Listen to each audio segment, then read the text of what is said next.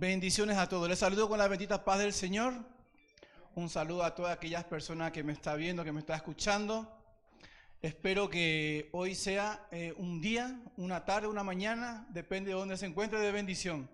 Espero que la palabra que hoy creo que Dios puso en mi corazón llegue a cada uno de ustedes. Amén. Como todos sabemos, hoy en día estamos pasando tiempos difíciles, tiempos complicados, como estamos viendo a nivel mundial. Estamos en un momento, como se dice, sensible, tanto a nivel humano como a nivel personal. Dice que en cada generación, cada década tiene un nombre. Dice que a esta generación se le conoce como la generación de cristal. ¿Por qué? Porque dice que nosotros cuando viene un poco de presión a nuestra vida, rápidamente nos fracturamos, tanto emocional, y tendemos a huir de las circunstancias que nos causan incomodidad. Si en el matrimonio se nos pone la cosa difícil, nos divorciamos. Las cosas en el trabajo se ponen tensas, lo dejamos. Surge algún conflicto personal en la iglesia, dejamos y buscamos otra iglesia. ¿Por qué? Porque no soportamos justamente la presión. Y es ante la presión, cuando Dios puede trabajar con nuestro corazón. Nosotros tendemos a huir de los momentos difíciles sin entender que justamente esa presión es lo que Dios quiere utilizar para moldear nuestro corazón. Porque Dios no puede hacer nada con un corazón de cristal. Amén. No hay otras formas de moldear nuestro corazón sin que seamos presionados, como lo hace el alfarero o el escultor. Nosotros somos como una piedra preciosa, ¿no?, que Dios va moldeando. Pero como nosotros somos sensibles, imagínense un escultor moldeando una piedra a brazos y a besos. Es imposible, ¿no? Tiene que dar un golpecito aquí, un golpecito allá, y así se va moldeando. Y eso es justamente lo que nos quiebra muchas veces, porque no podemos soportar los golpes, no podemos soportar la presión. Nosotros siempre estamos esperando la bendición, constantemente, siempre estamos esperando bendición, bendición. Y cuando viene lo que no es la bendición, nos rompemos fácilmente. Entonces, ¿qué puede hacer Dios con un corazón así? ¿Qué puede hacer Dios con un corazón de cristal? No puede trabajar, porque entonces no podemos comprender a los demás. Porque nosotros siempre primeramente estamos buscando nuestro beneficio. No miramos a los demás. Cuando Dios dice amar a los demás como a uno mismo, es importante, por eso el comprender que es la mayor ley, amar a Dios y a los demás, a nuestro semejante, ¿no? Por eso dice que una de esas presiones que utiliza Dios para moldear nuestro corazón es la presión justamente de la injusticia. Todo hombre y mujer de autoridad tuvieron que aprender a responder correctamente ante la injusticia por parte de personas cercanas a su vida. Toda persona que se precia a tener una responsabilidad, como la pastora o como grandes hombres, tuvieron que pasar por este proceso. Eso es imprescindible. La actitud con la que respondemos ante esta injusticia va a determinar qué tipo de corazón vamos a tener. Nuestra actitud determinará nuestra altitud. Amén. Me gustaría hablar acerca de un hombre que la palabra dice que tenía el corazón conforme al corazón de Dios. Todos sabemos que ese hombre es David, ¿no? Siempre que se habla de esto, todo parece muy romántico, muy poético, porque David estaba siempre con la musiquita, con el arpa, y siempre que hablamos del corazón de David, nunca realmente entendemos la profundidad. Y sin duda David llegó a ser el hombre conforme al corazón de Dios, porque lo dejó justamente sufrir. Dios lo sometió a presiones que moldearon su corazón, y él aprendió a responder correctamente ante las injusticias. En 1 Samuel 18:6, si podemos leer hasta el 11, 18:6. 18:6 dice: aconteció que cuando volvió David de matar al filisteo, salieron las mujeres de todas las ciudades de Israel cantando y danzando para recibir al rey Saúl, con panderos, con cánticos de alegría y con instrumento de música. Hasta arriba, hasta arriba. Y cantaban las mujeres que danzaban y decían: Saúl hirió a sus 1000 y David a sus 10.000. Y se enojó Saúl en gran manera y desagradó este dicho y dijo: a David dieron 10.000 y a mí no le hace falta, y a mí 1000. Dice Saúl: no le hace falta más que darle el reino. Y desde aquel día Saúl no miró con buenos ojos a David. Aconteció al otro día que un espíritu malo de parte de Dios tomó a Saúl y él desvariaba en medio de la casa. David tocaba con su mano como los otros días. Desvariaba. Y en medio de la casa David tocaba con su mano como los otros días y tenía Saúl la lanza en la mano, dice. Y arrojó Saúl la lanza diciendo: enclavaré a David a la pared. Pero David lo evadió 2 veces. Dios dijo de David que tenía un corazón conforme a su corazón, pero la manera en la cual moldeó su corazón fue sometiéndolo a presión, bajo la presión de la injusticia. Dios le había prometido a David, antes de todo esto, Dios le había prometido que sería el rey de Israel, que él se sentaría en el trono que le llevaría a la corona. Pero cuando Dios llevó a David a palacio por primera vez, no lo llevó para reinar, lo llevó para servir. Y justamente para servir a un rey tirano, a un rey llamado Saúl. Y sorprendentemente Dios expuso a David en innumerables injusticias de parte de Saúl durante años. Y durante años Dios no hizo nada para evitar que David fuese golpeado por este rey. Ese fue el taller de molde que tuvo David. Saúl fue el taller que utilizó Dios para moldear su corazón. Es decir, no hubiésemos tenido a un David conforme al corazón de Dios si no hubiésemos tenido a un Saúl que lo maltrató con injusticia. Amén. Lo que estoy intentando decirte esta tarde es que necesitas una persona como Saúl. Una persona puede ser el taller que moldee tu corazón. Saúl representa a esa persona que Dios va a utilizar para presionar tu corazón, porque tu corazón necesita presión y dolor para ser moldeado. ¿Qué representa en nuestra vida? ¿O quién representa Saúl en nuestra vida? Saúl representa a una persona cercana en tu vida que te trata injustamente. Saúl representa a una persona que consciente o inconscientemente te causa dolor y no puede sacarte de tu vida porque eso forma parte de tu vida. Amén. Saúl representa a las personas que forman parte justamente de, como le estaba diciendo, forman parte de tu círculo social. Puede ser de tu círculo familiar, puede ser de la iglesia. Las injusticias que experimentamos por parte de estas personas muchas veces son los golpes. Y son justamente las circunstancias que vivimos ante estas situaciones lo que nos va moldeando.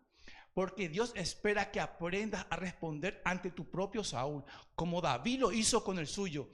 Y tal vez te preguntes, ¿qué sabrá David de lo que me pasa a mí? Pero David tenía un máster en injusticia. David pasó injusticia bajo el mandato de Saúl. Saúl ignoró durante años el servicio de David. Hizo como si no existiese. La Biblia dice que David ya tocaba el arpa en el palacio, antes de enfrentarse a Goliat. Y cuando se enfrentó a Goliat, todavía Saúl preguntó: ¿cómo se llama este muchacho? Imagínense, ya David llevaba mucho tiempo. Porque dice que Dios mandó un espíritu, un demonio que afligía, dice el rey Saúl. Y lo único, dice, que calmaba era cuando David tocaba la arpa. Y todos nosotros sabemos el poder que tenía David, el poder del espíritu que tenía David. Y contra eso, ese espíritu que atormentaba justamente al rey Saúl, lo calmaba porque no podía contra el espíritu que llevaba David. Por eso es que ¿alguna vez has trabajado o has conocido a alguien que te ha ignorado descaradamente, ha hecho como si no existiese, te ha tratado con superioridad o te ha hecho sentir de menos? Saúl prometió cosas a David que después no cumplió. Por ejemplo, le prometió que si vencía a Goliat, le daría el matrimonio a su hija. Y cuando David venció a Goliat, incumplió su promesa. ¿Alguna vez alguien te prometió algo, te dio su palabra y no lo cumplió? ¿Te ha fallado o lo peor, te ha hecho de forma descarada? Eso le sucedió a David. Saúl hablaba mal de David a su espalda y después hablaba bien cuando estaban con él, cuando estaba de frente con él. Hay que entender que Saúl era un esquizofrénico mental, que un día amaba a David y otro día quería matarlo. Lo perseguía y conspiraba en su contra. ¿Alguna vez has conocido a una persona así que cuando te lo encuentras no sabe cómo vas a reaccionar? ¿O cómo va a reaccionar? No sabes si ese día va a estar de buena o va a estar de mala, si te va a abrazar o te va a matar. No sabes por dónde te va a salir. Un día te come a besos y otro día te quiere morder. Por eso es que Saúl ofrecía supuestamente promociones a David, regalos que tenían la oculta intención de terminar con él.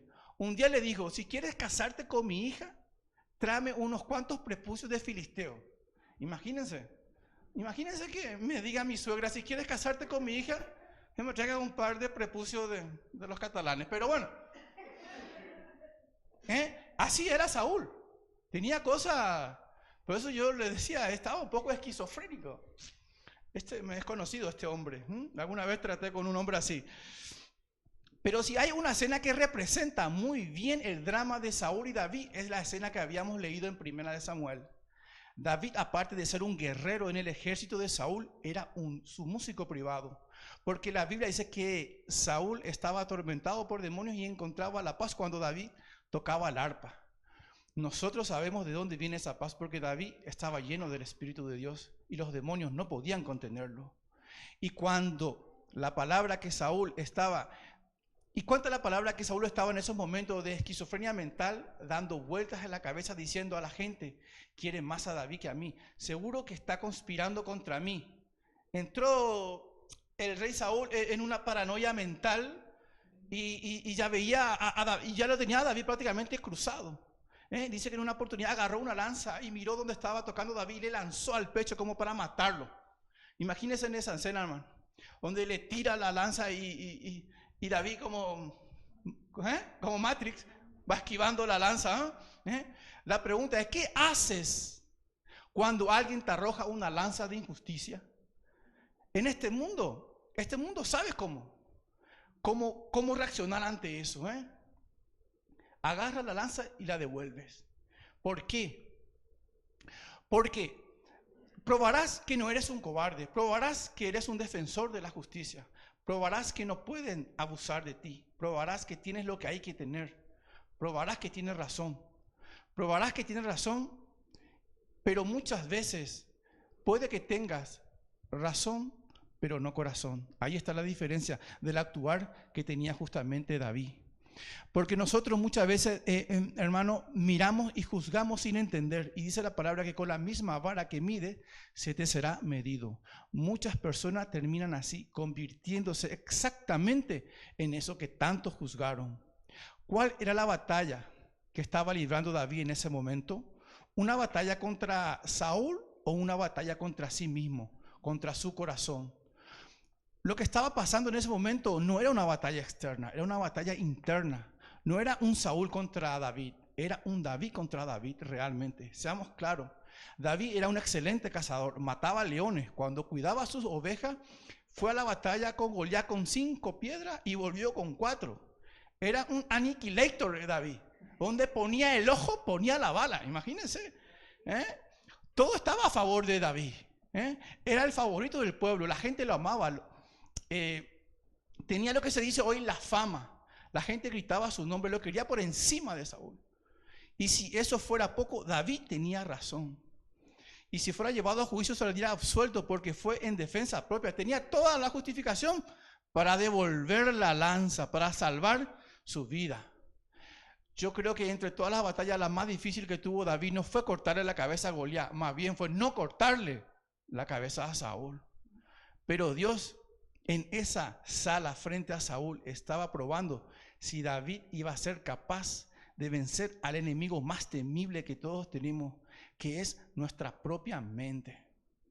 Porque es allí donde se libran las mayores batallas que nos van sucediendo en la vida, hermano. ¿Por qué? Porque nosotros muchas veces no comprendemos que nuestra lucha no es contra carne, nuestra lucha es contra espíritu. Y si nosotros justamente no tenemos alimentado ese espíritu, entonces muchas veces no podemos comprender realmente contra qué estamos luchando. Y es cuando nos rompemos. cuando no pasan y pasamos situaciones complicadas como enfermedades, como problemas familiares, nos centramos en eso. Y yo no digo que pasar una enfermedad sea algo leve, no. Yo experimenté esta semana, hablando con Cristina justamente, que la enfermedad te roba la paz, te roba la felicidad. Y nuestra oración, nuestro deseo se centra en que queremos ser sanados. Pero Dios mira más allá de eso. Dios mira tu corazón. Porque Dios quiere ser el primero en todo. Y si Dios ve que lo que más desea es ser sanado físicamente, es cuando Dios no puede responder a tu oración.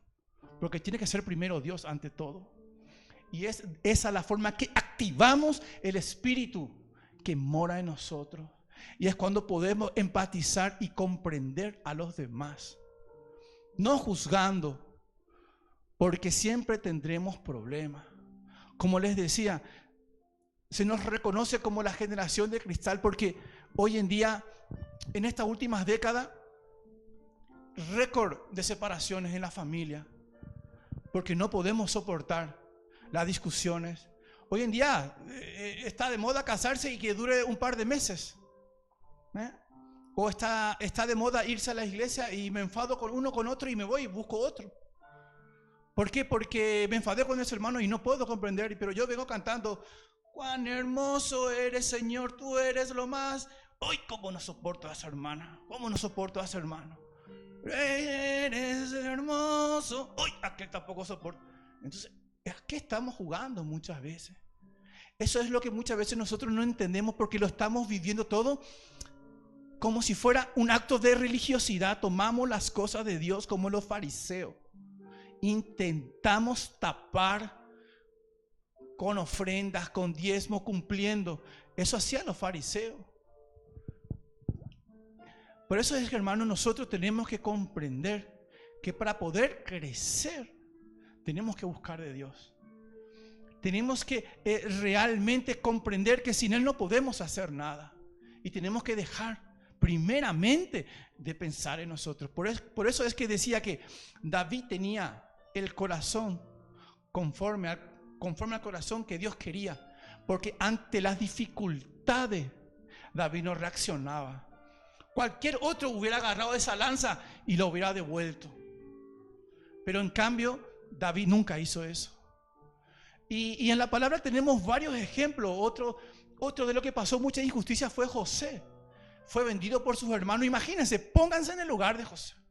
Cuando nosotros pasamos dificultades, cuando estamos pasando calvarios, pónganse en el lugar de José. Fue vendido por sus propios hermanos. Luego fue encarcelado injustamente. Y yo había leído un libro donde decía que estaba más o menos en la cárcel. Se pasó de unos 15 años, hermano. Imagínense lo que es eso. Y las cárceles de antes no había colchones, ni aire acondicionado, ni grifo de agua. Y así estuvo José, el elegido, porque Dios lo había elegido. Pablo y Silas estaban en la cárcel y estaban cantando y adorando. Y nosotros, porque un hermano nos guiñó mal el ojo, ya nos enfadamos, nos rompemos. Porque mi esposa me respondió mal, pero bueno, eso todos los días. Los matrimonios se separan. No podemos aguantar nada, hermano. Y luego estamos pidiendo a Dios bendición. Luego estamos pidiendo a Dios que cambie a fulano, que cambie a mengano. Pero ¿y nosotros qué? ¿Qué pasa con nosotros? Tenemos que empezar a madurar. Tenemos que empezar realmente a tomar las cosas de Dios como Dios se merece, con temor y de corazón. Esto es un proceso que poco a poco uno lo va logrando. La gente cree que el cambiar significa ser otra persona. No es eso, porque Dios no se fija en lo exterior, sino en el interior. A mí me gusta, yo soy de hablar mucho, y el que habla mucho comete muchos errores, ciertamente. Pero ¿qué pasa? Dios no es eso lo que quiere cambiar. Dios lo que quiere cambiar en mí, que yo aprenda a discernir las situaciones. Que Él aprenda que cuando estoy hablando con una persona, realmente yo, ¿a qué dimensión pertenezco? Cuando viene una persona con problemas, yo tengo que comprenderlo a nivel espiritual, no a nivel personal. Y es cuando realmente vamos madurando. A eso se refería Pablo, que dice que ya tenían que ser mayores y todavía estaban bebiendo de leche. Estaban todavía volviendo a los principios cuando ya había pasado años. Y eso es justamente lo que nos pasa a nosotros también. No estancamos, hermano. No estancamos porque nos rompemos fácilmente ante las dificultades. Y tenemos que entender que los procesos de Dios para cambiar nuestra vida es a través del dolor. Es como yo le decía, como un escultor puede moldear una figura sin darle golpe. Es imposible. O como un alfarero puede arreglar sin darle molde al barro, sin estirarlo, sin estrujarlo, para que tenga la medida correcta. Tiene que haber quiebros, tiene que haber desierto, tiene que haber cueva, tiene que haber pasado por la cárcel para poder comprender, porque luego la recompensa es dulce y es bendita. Y es cuando realmente la bendición que recibimos comprendemos que no es para nuestra satisfacción, es para bendecir a los demás, porque eso es lo que Dios quiere, bendecirte para que puedas bendecir. Amén. Por eso, hermano, yo le aliento que no aflojemos, hermano. Yo sé que muchas veces nos complicamos así como Saúl en nuestras propias paranoias. Todos tenemos nuestras propias paranoias, eso es imposible de evitarlo. Pero la diferencia es que nosotros somos hijos de Dios, no somos igual a los demás. Jesús pagó un precio muy alto por nosotros, como para que nosotros abandonemos o nos rompamos por cualquier discusión, tal vez, por cualquier problema económico y por las enfermedades. Tenemos que mirar más allá, y entonces es cuando Dios puede hacer nuestra vida. Porque si Él ve que te estás hundiendo por el problema que estás pasando, por ese problema personal que tú estás pasando, yo no sé cuál es ese problema, pero si ese problema es el que te está hundiendo, entonces tu fe está mermando. Dios quiere saber dónde está esa fe que te estoy pidiendo. Confía en mí y yo haré. No temas ni desmayes, porque yo estoy contigo. Y si yo estoy contigo, no te hundirás. Mantén la fe, no hay nada imposible. Mi mano llega a donde la tuya no puede llegar, dice el Señor. Y eso debemos de comprender, que Dios quiere hacer, pero si nosotros no ponemos de nuestra parte, si nosotros nos rompemos, si nos hundimos, si no nos levantamos, si no damos ese paso adelante, Él no puede actuar, porque Él necesita de tu fe. Porque nosotros tenemos el libre albedrío de decidir lo que tenemos que hacer, porque Él no puede hacerlo por nosotros. Sería todo muy fácil que Él se meta en nosotros y rompa todos los problemas. Sería muy fácil, pero Él no puede permitir. Si nosotros no le dejamos, si nosotros no le abrimos la puerta, Él no va a entrar. Es el enemigo el que está esperando, como un ladrón. Ahí está esperando el momento exacto que flaquees, que tropieces, para poder darte una patada más grande, porque eso es, Él vino para robar, matar y destruir. En cambio, Dios vino para darte vida y vida en abundancia. Amén. Y por eso es que yo, hermano, le aliento que nosotros no seamos uno más de esta generación de cristal, que nosotros seamos el punto diferente, que podamos nosotros ayudar a los demás. Muchas personas hoy en día necesitan de nosotros, pero para poder comprender eso tenemos que empatizar, y para poder empatizar tiene que ser cambiado nuestro corazón, y en nuestro corazón está lo mejor y está lo peor. Y una cosa les digo, nuestro peor enemigo somos nosotros mismos. Nuestra mente nos juega malas pasadas, hermano. Amén. Porque el enemigo tiene el permiso de probarte, pero en cambio tú tienes el derecho de vencer, porque Jesús venció en la cruz por ti. Y no hay nada ni nadie que eso pueda borrarlo. Utilicemos esa bendición, utilicemos esa gracia, no para aprovecharnos de ella, sino para mejorar y para ayudar, y por sobre todo para unir, porque eso es lo que hoy en día nos cuesta, la unidad. Tenemos que dejar de pensar en nosotros y pensemos en los demás. Amar a Dios por sobre todas las cosas y a tu semejante como a ti mismo. Pero si yo voy a estar eligiendo que solamente voy a querer a mis seres queridos, pero voy a reprochar a mis seres no queridos, entonces no comprendí realmente lo que Dios quiere para mi vida. ¿Qué sentido tiene que yo quiera y que me quiera con el que yo me llevo bien? Tiene que ser con una persona complicada con la que yo tengo, porque esa persona es mi Saúl. Esa persona es el Saúl que Dios puso en mi camino, porque esa persona es la que me lleva a mi extremo. Es el que me lleva a mis límites. Y es allí donde nosotros tenemos el poder del Espíritu para vencer. Pero ¿qué hacemos? ¿Actuamos con la razón o actuamos con el corazón? Allí está la diferencia de David. Y David no era uno diferente a ti. David cometió muchos errores que a lo mejor nosotros no cometeríamos. Engañaba. Era suicida. Mentiroso. Pero dice que tenía el corazón conforme al corazón de Dios. Pero eso es que malos momentos y tropiezos pasaremos. Pero una cosa no pasará, su palabra. Y la palabra tiene poder. Y si eso mora en nosotros, nosotros no podemos ser menos. Amén, hermanos. Bueno, espero que le haya sido de bendición esta palabra. Y le animo a todas aquellas personas que están pasando dificultades, que están pasando por situaciones personales. Les digo yo que no se desanime, que esa fe no decaiga, porque Dios se mueve en la fe. Y si nuestra fe decae, no puede hacer mucho por nosotros. Que no nos ciegue la circunstancia, que no nos ciegue los problemas personales. Así como hizo Él se hizo hombre por ti y por mí, para darnos victoria, y pagó un alto precio que fue su vida. Y eso no puede quedar en vano, hermanos. Amén. Padre, Señor amado, te agradezco, Señor, por este día, por tu palabra. Gracias, Señor, porque yo sé que tú has hablado a tu pueblo. Gracias, Padre, porque tú conoces nuestros límites, Señor. Tú sabes los problemas que pasamos cada uno de nosotros.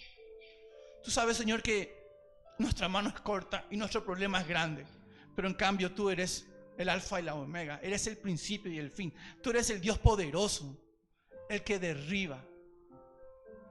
Por eso te pido, Señor, este día para que tengas, Señor, más misericordia de aquella lo que has tenido con nosotros, Señor. Y puedas darnos, Señor, ese plus de confianza, Señor, que necesitamos. Te pido, Señor, para que tengamos, Señor, un poco más de esa porción del Espíritu, Señor, que mora en nosotros, Padre.